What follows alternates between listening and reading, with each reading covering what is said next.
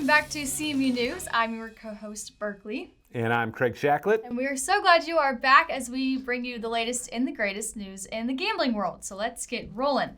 So, Hustler Casino Live's YouTube channel was suspended due to quote-unquote advertisers they don't like referring to YouTube, meaning YouTube didn't like who they were advertising. They're now going live on Twitch. They moved from YouTube to Twitch. We have a lot of affiliates at URComped that gamble and go live and everything on YouTube. How should they be wary and cautious moving forward given this information? Yeah, it's a great question because Hustler Casino Live, they broadcast their poker games, and it's the biggest live poker channel that's out there. And so I think some influencers should probably take note of it. I don't follow the Hustler Casino Live. It got on our radar because obviously we deal with a lot of influencers. You do the spotlight where you talk about the top gaming influencers. Most of them are playing slots, some playing table games.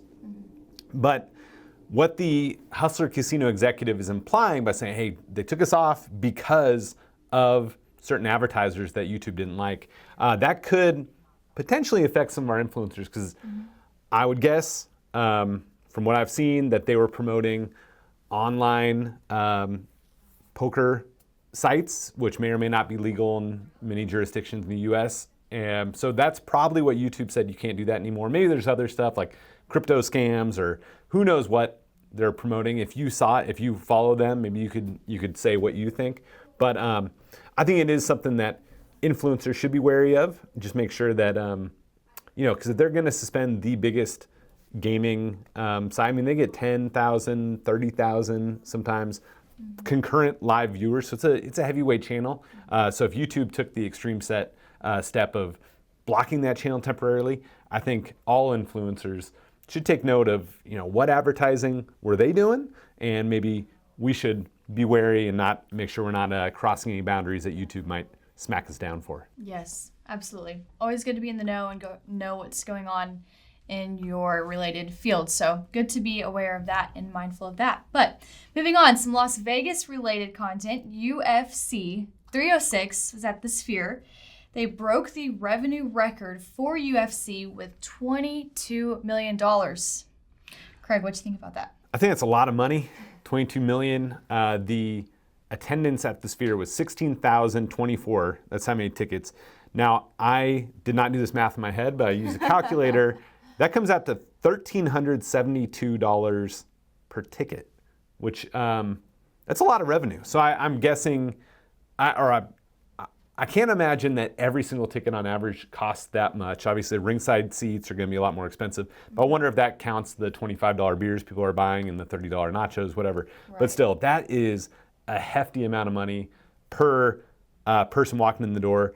I saw some clips of it. It looked really spectacular there, just that massive backdrop and just the way they were telling a story on, I think it was Mexican Independence Day, which is why they had UFC Noche. So UFC must have loved those numbers. The Sphere loved those numbers.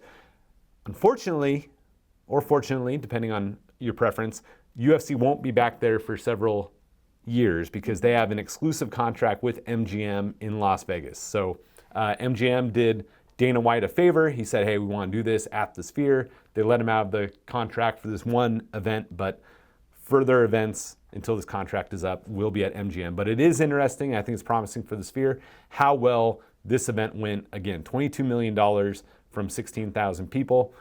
So be interested to see what other sporting events will work at the Sphere. Let us know what you think in the comments. Yeah, and as we discussed last week too, the impact that hosting major events brings to cities, specifically to Vegas, and the topic of F1 last week. So interesting to see how events bring in revenue and bring in tourists and hotels and eating and shopping and gambling while also having an impact both positively and negatively. So interesting to see. Well, we'll touch on this in the future because F1 is starting their preparations. So people that are visiting the Strip right now will start seeing the scaffolding going up, trees starting getting removed. Yep. So that's definitely on that negative side you were talking about.